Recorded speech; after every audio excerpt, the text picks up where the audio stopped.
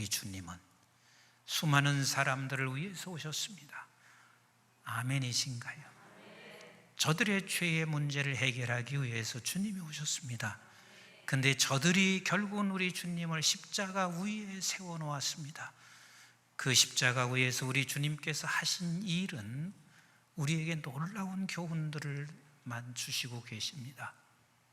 거기서 우리 주님은 기도하십니다.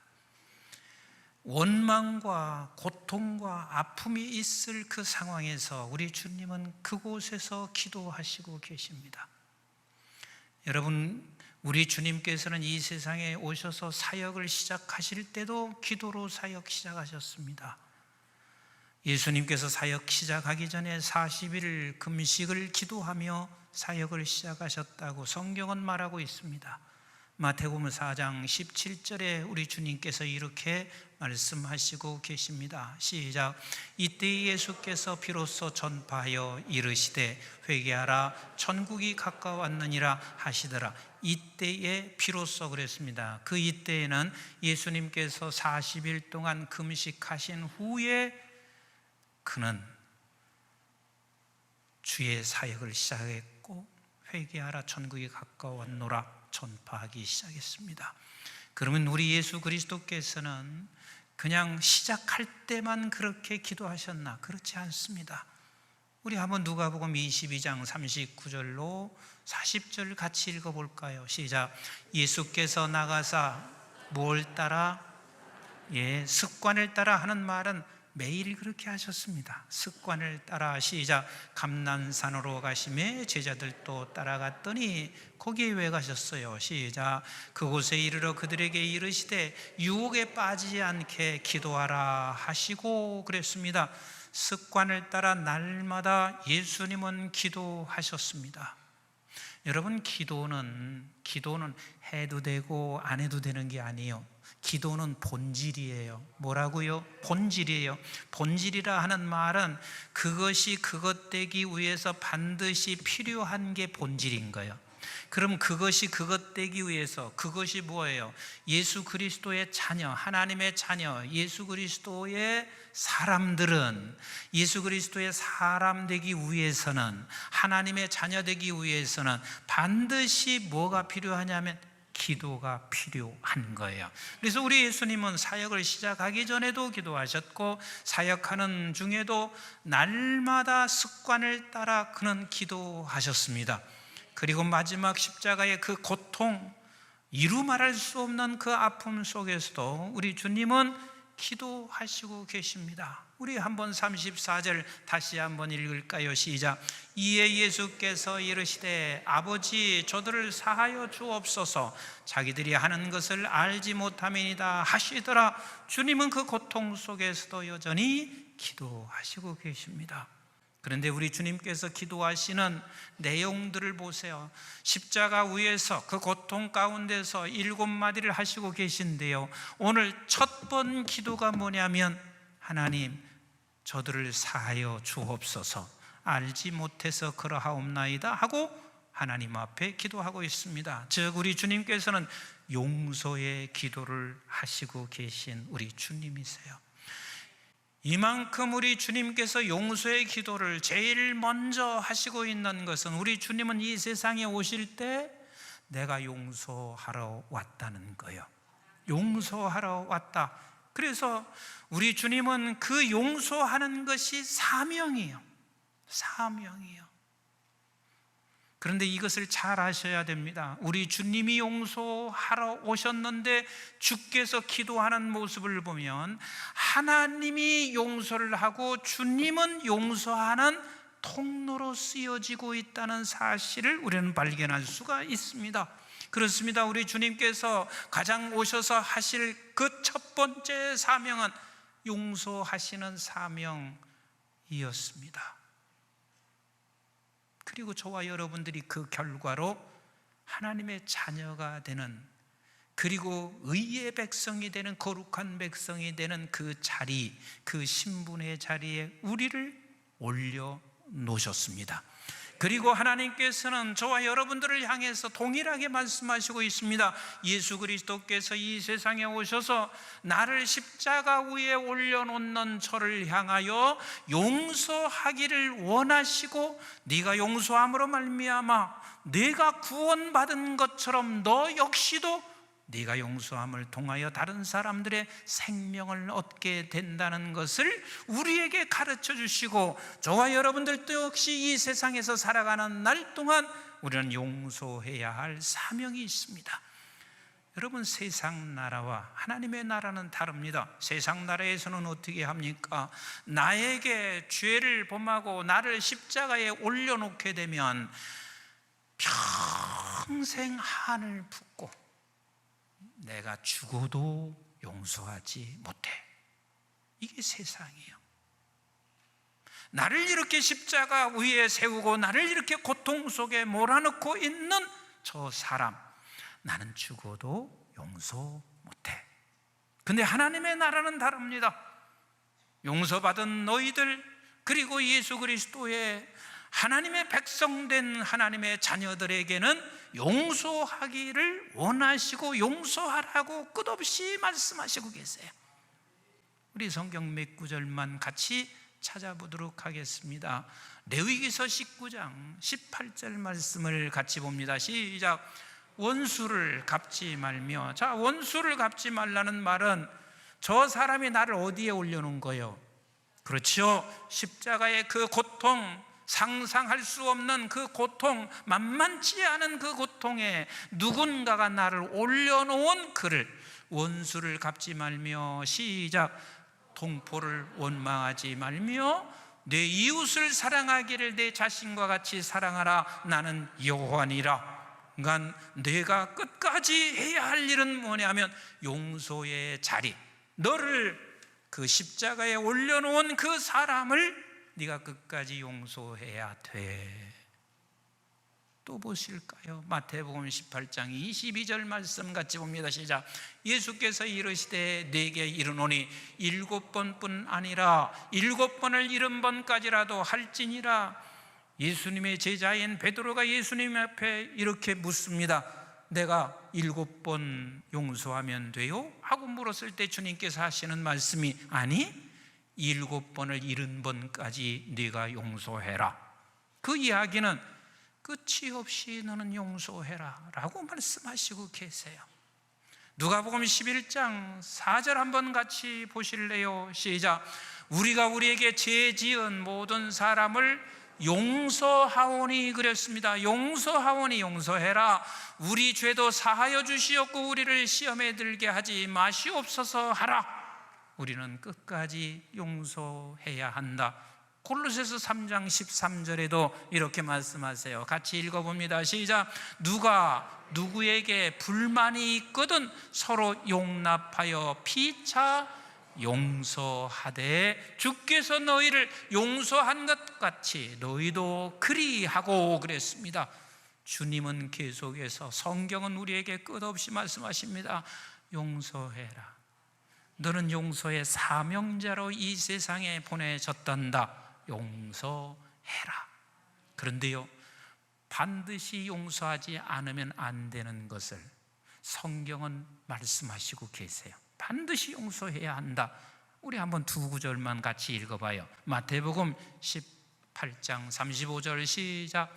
너희가 각기 마음으로부터 형제를 용서하지 아니하면 나의 하늘 아버지께서도 너에게 이와 같이 하시리라. 잘 들으세요. 이게 너 형제를 용서하지 않으면 나도 너 용서하지 않아. 이 말은 무섭습니다. 만약 내가 자식들에게 형제들이 조금 문제가 생겼습니다. 그러면 내가 이렇게 말합니다. 너 네 동생 용서하지 않으면 나도 너를 절대로 용서하지 않을 거야. 그러면 아버지인 내가 용서를 안 하려고 그 말을 한 거요? 절대 용서하라는 말이에요? 그렇죠. 하나님이 하나님이 우리를 용서하기를 원하시는 하나님이신데 이렇게 말씀하시는 것은 반드시 용서해야 돼. 반드시 용서해야 돼. 용서하지 않으면 안 돼. 이것을 말씀하시는 거죠. 본문 34절 시작. 이에 예수께서 이르시되 아버지 저들을 사하여 주옵소서. 자기들이 하는 것을 알지 못함이니이다 하시더라 그랬어요. 그러니까 용서하라 하시는 말씀은 지금 내가 그를 용서한들 용서가 되는 것도 아니고 용서가 안 되기 때문에 용서가 불가능한데 용서하라 하시는 말씀은 하나님 저를 사하여 주세요. 저를 사하여 주세요. 그리고 두 번째는 저가 알지 못해서 그렇습니다. 이 기도하라는 거예요. 이 기도하라는 거예요. 부부 사이에 때로는 나를 십자가에 올려놓았어. 일평생 나를 속썩여도 그렇게 속썩일 수가 없는 기라. 제대로 돈을 벌어다 주나. 그런데 또 날마다 속을 썩여. 그래서 내가 십자가 위에 오였어요. 용서돼요? 안 돼요? 우리 여자분들 얘기해 보세요. 용서돼요? 안 돼요? 안 되죠. 용서 안 되죠. 그러나 하나님께서 용서하라고 말씀하시는 것은 이것을 하라는 거예요. 하나님, 내 남편 사해 주세요. 알지 못해서 저렇게 내 평생 나를 고생시키고 있으니 저가 알지 못해서 그래요. 이것은 기도하라 그 말이에요. 이걸 기도해라. 왜 하나님께서 이것을 반드시 하게 하고 이것을 사명으로 있게 하고 그것을 해야 할 이유가 두 가지 때문에 그래요. 그 하나는 뭐냐면 네가 용서해야 내가 용서해. 하나님은 저 사람을 용서하는데 너를 통해서 용서하게 되어 있어.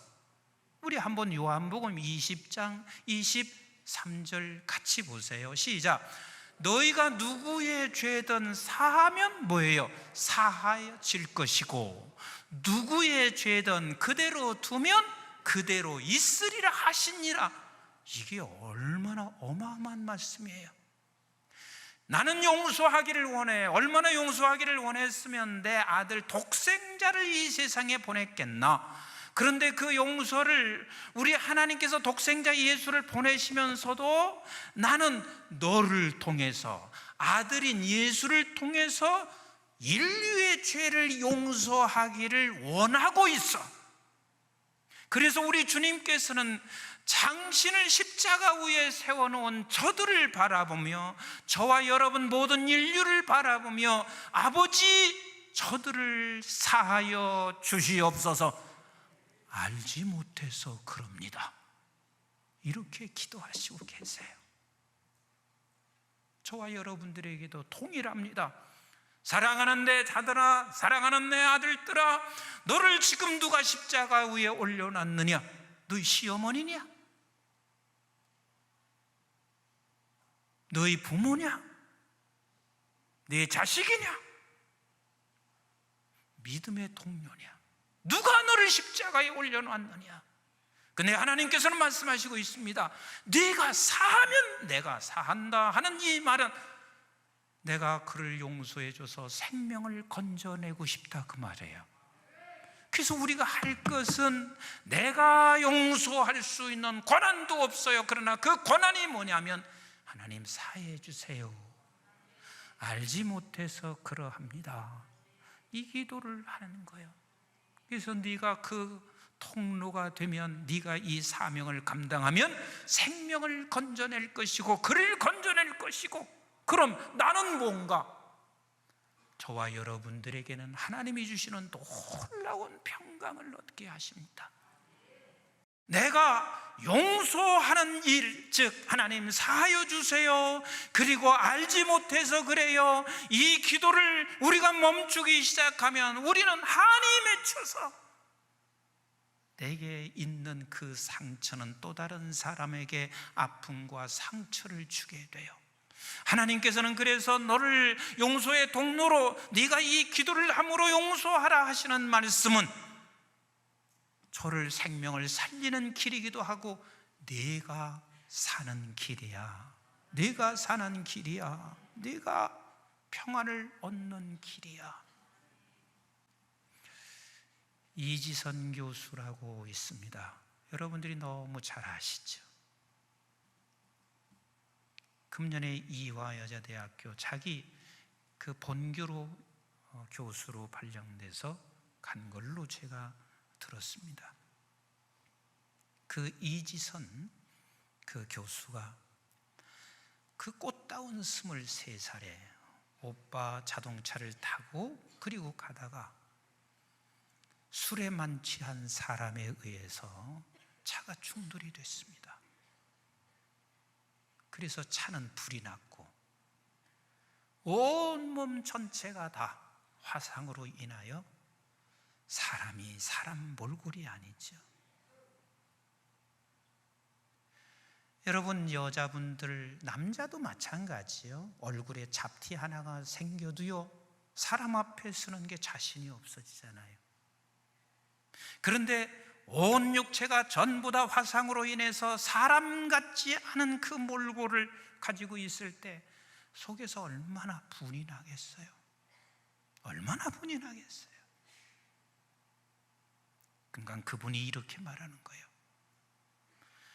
나의 육체의 고통도 고통이지만 더 고통은 미움으로 나를 가득 감싸고 있는 것에 대한 이 고통은 이루 말할 수 없는 거예요. 근데 그에게 하나님이 찾아오셔서 이런 나를 사랑하시는 것, 그래서 책을 지선아 사랑한다라는 책을 낸 거 아니에요.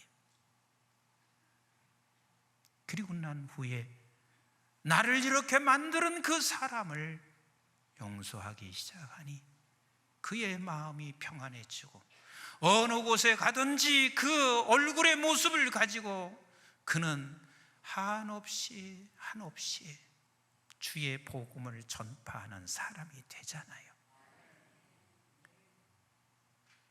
내가 용서는 어려워.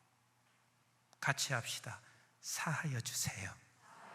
사하여 주세요. 알지 못해서 그래요. 알지 못해서 그래요. 알지 못해서 그래요. 제가 프랑스 파리에서 집회를 하는데 손양원 목사님 조카 되시는 손 목사님께서 거기에 오셨어요. 그리고 저에게 이렇게 말씀하시더라고요.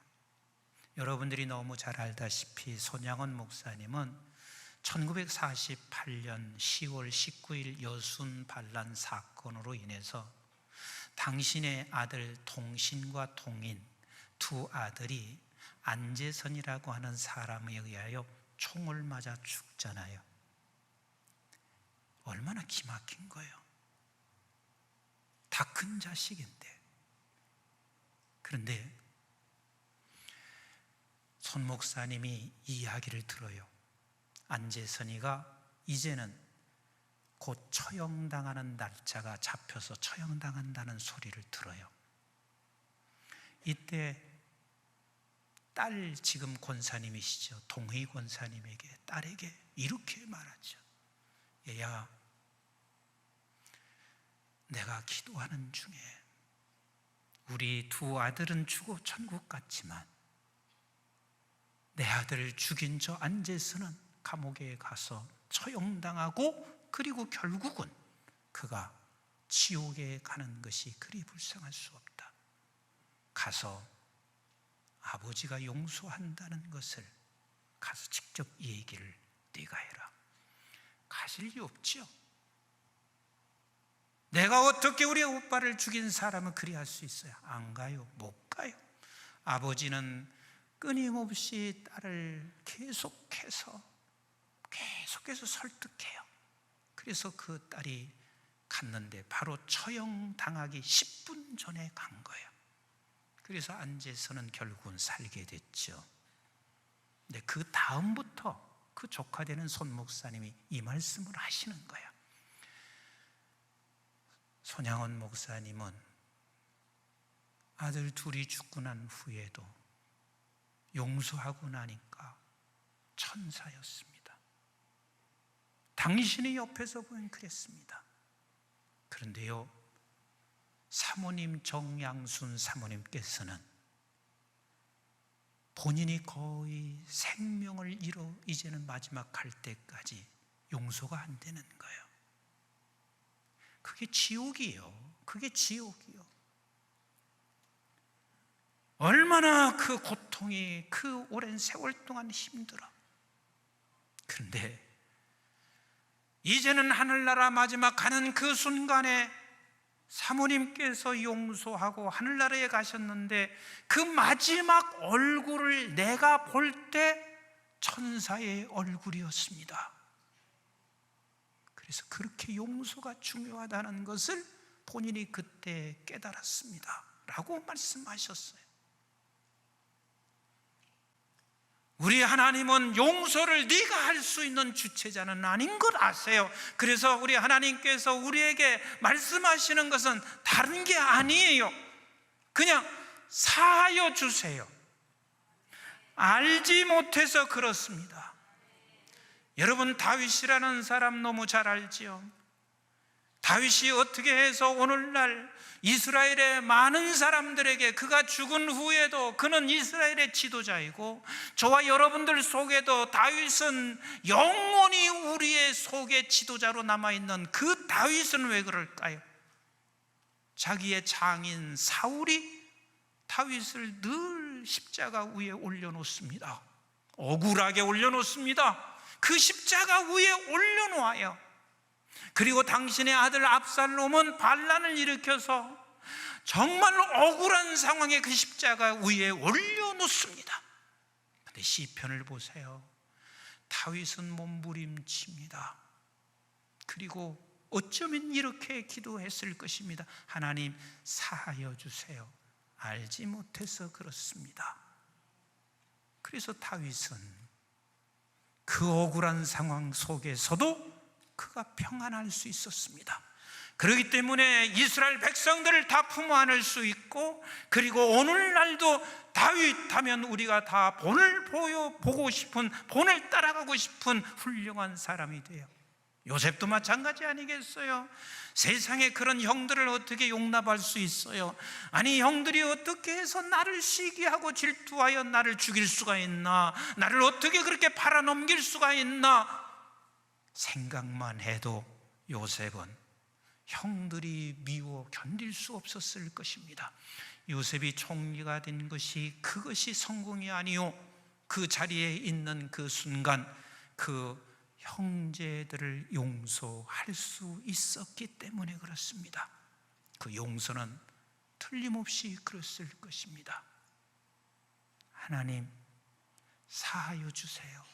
알지 못해서 그래요. 끝까지 알지 못했지요. 그래서 아버지가 돌아가시면 우리를 반드시 보복할 것이라고 생각할 만큼 끝까지 알지 못했어요. 그러나 우리 하나님이 나를 여기까지 인도하신 것을 알았습니다. 하나님의 백성들은 세상의 지도자요, 다윗만이 지도자가 아니요, 요셉만이 지도자가 아니라 하나님의 백성들은 모두가 다 이 세상의 지도자인 거예요. 그래서 우리는 이렇게 기도할 수 있어야 돼요. 나를 억울하게 십자가에 올려놓아 고통 속에 빠뜨린 저 사람을 위하여 하나님, 사하여 주세요. 알지 못해서 그렇습니다. 저는 이것을 제 스스로도 경험했습니다. 그런데 그게 돼요. 용서는 할 수 없는데 하나님, 사하여 주세요. 알지 못해서 그래요. 그런데 그 기도가 하나님께서 나에게 주시는 평안은 이루 헤아릴 수가 없습니다. 따라서 합시다. 사하여 주세요. 사하여 주세요. 알지 못해서 그럽니다.